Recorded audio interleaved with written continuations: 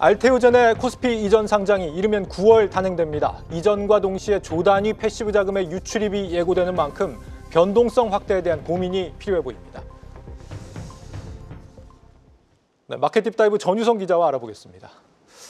정 기자, 알테오젠의 이전 상장 일정이 좀 구체화되는 것으로 보인다고요? 네, 맞습니다. 최근에 알테오젠이 애널리스트를 상대로 IR 행사를 가졌었거든요. 이 자리에서 좀 올해 3분기 말 4분기에는 유가증권 시장, 그러니까 코스닥에서 코스피로 이전 상장하겠다, 이런 계획을 구체화했습니다. 구체적인 일정 한번 살펴보면요, 3월 이사회에서 먼저 이제 코스피로 이제 옮겨간다, 요거를 확정을 짓고요. 그다음에 내부위원회, 뭐 감사위원회라던가 사회이사 추천위원회, 이런 조직을 갖춰야 되는데, 요거를 왜 해야 되냐면 이제 질적 요건에 해당을 하기 때문인데요. 이제 저런 내부위원회를 갖추는데 한 두세 달 정도 걸리고, 그래서 이제 여름쯤 이제 예심 청구서를 제출을 하면은 거래소 심사 한 두어 달 정도 걸려서 3분기 말에서 4분기, 그러니까 연내에는 반드시 이전 상장하겠다, 이런 계획을 구체화했습니다. 네. 그러니까 다음 사진 한번 보겠습니다.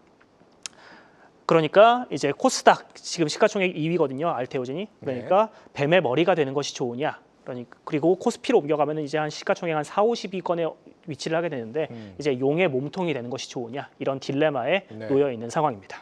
용의 꼬리는 아니고 몸통 정도 되는 거죠. 맞습니다. 그래도 거래소 심사를 통과를 해야 이전 상장이 가능할 텐데, 이 코스피로 옮겨가기 위한 또 심사 기준이 굉장히 까다롭지 않습니까? 네, 맞습니다. 사실 코스피로 옮겨가려면은 향후 3년에 대한 실적 전망치가 되게 중요한데요.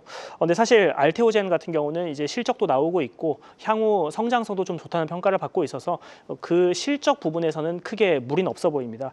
실제 증권가에서는요, 알테오젠의 올해 영업이익이 한 3,080억 원 정도 할 것이다, 이렇게 예상을 하고 있는 만큼 실적으로 인한 심사 통과는 좀 무리가 없을 것이라고 판단을 하고 있습니다. 근데 이 이전 상장이 투자자들한테 정말 유리한 것이냐, 이 부분이 지금 고민이라는 거죠. 그렇죠. 네, 맞습니다. 사실 코스닥 150 지수를 한번 가져와 봤는데요. 우리가 그러니까 코스닥 150으로 구성된 ETF의 구성 종목이 좀 절었습니다. 상위권 종목이 절었습니다.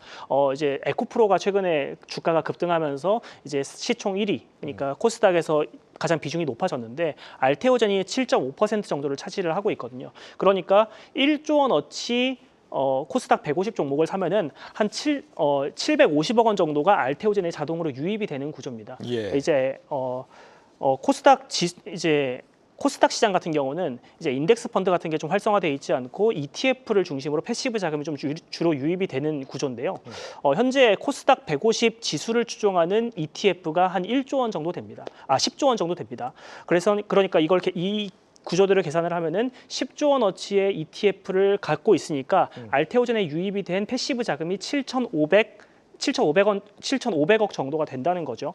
그러니까 여기다 인덱스 펀드를 조금 더 더하면은 이제 1조 원 정도의 패시브 자금이 이미 알테오젠에 유입이 돼 있는 상태입니다. 근데 이제 코스피로 이전을 하는 순간 저 코스닥 150에 담고 있는 알테오젠의 지분은 다 시장에 나와야 됩니다. 그러니까 1조 원 정도로 들어가 있는 알테오젠의 패시브 자금이 이제 유출이 되게 되는 거죠.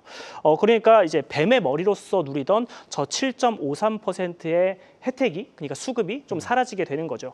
거기다가 이제 최근에 정부가 코스닥, 이제 코스피는 많이 올랐으니까 코스닥을 더 부양하겠다, 이런 의지를 내비치고 있잖아요. 그래서 일부 주주들은 코스닥 부양책이 좀 본격화되는 때까지는 저 이제 수급적인 혜택을 좀 누리면서 코스닥에 남아 있는 것이 어떠냐, 이런 목소리도 조금 나왔던 걸로 알려져 있습니다. 사실 코스피 200 ETF에는 더 많은 패시브 자금이 또 들어와 있죠. 한 3배는 되는 것 같은데. 맞습니다. 여기에 이제 글로벌 패시브 자금들까지 합친다면 코스피 이전도 더 유리할 것 같긴 한데요. 네, 사실 중장기적으로는 그게 훨씬 유리하죠. 패시브 자금이 이제 코스닥 같은 경우는 한 10조 원 내외인데 코스피 같은 경우는 6, 70억, 80조 원까지 되거든요. 그러니까 훨씬 더 큰 시장에 가서 유동성을 확실히 공급받는 것이 훨씬 좋은데, 문제는 이제 단기간에 수급 진공 상태가 발생을 할 수 있다는 겁니다. 오늘 기준으로 해서 알테오젠의 시가총액이 21조 원 규모거든요. 그래서 지금 이제 저 코스피 시가총액으로 나래비를 세워보면은 한 40위권에 위치를 해 있습니다. 근데 여기는 40위권에서 50위권은 되게 다닥다닥 붙어 있어요. 사실 그래서 50위권도 한 18조 원이라서 알테오젠이 좀 주가가 빠지면은 50위권 아래로 내려갈 수 있는데요. 이게 왜 제가 50위를 얘기를 하냐면, 코스피 200 지수는요, 1년에 그냥 상시로 바뀌는 게 아니라 1년에 4번 바뀝니다. 6월, 12월에 정기 변경이 되고요. 이거는 1위부터 200위까지 시가총액으로 나래비를 세워서 정기적으로 업데이트를 시켜주는 겁니다. 그리고 3월과 9월에 특례 변경이 되는데 이 특례 변경이 되려면 코스피로 이전을 한 다음 날부터 15거래일 동안에 시총이 50위권으로 유지가 돼 있어야 돼요. 그러니까 알테오젠이 이제 주가 갑자기 좀 부침을 겪어서 50위권에서 이탈하는 순간 저 9월 특례 상장에는 들어갈 수가 없고 12월까지 기다려야 되는 거죠. 네. 이게 비슷한 사례가 있는데요.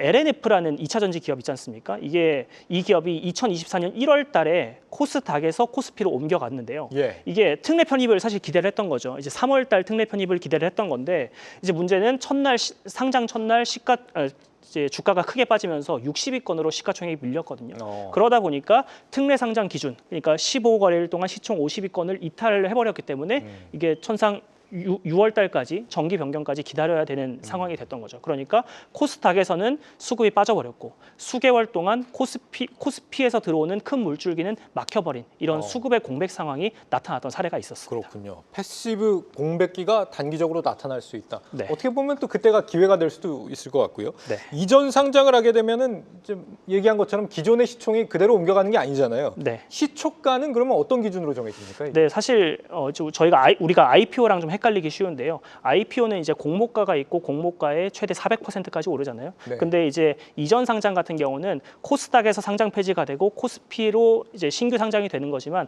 IPO랑은 좀 다르고 그냥 일반적으로 생각하는 이제 기존의 거래 방식과 같다고 생각하시면 됩니다. 다만 이제 코스닥에서 거래되지 않고 코스피에서 거래가 되는 거죠. 그래서 코스닥 전날 종가에서 플러스 마이너스 30%로 시초가가 결정이 되고 당일에 상한가도 그대로 30%가 적용이 되는 겁니다. 예, 알겠습니다. 알테오젠 이전 상장 시 영향 짚어봤습니다. 마켓 딥다이브 전유성 기자였습니다.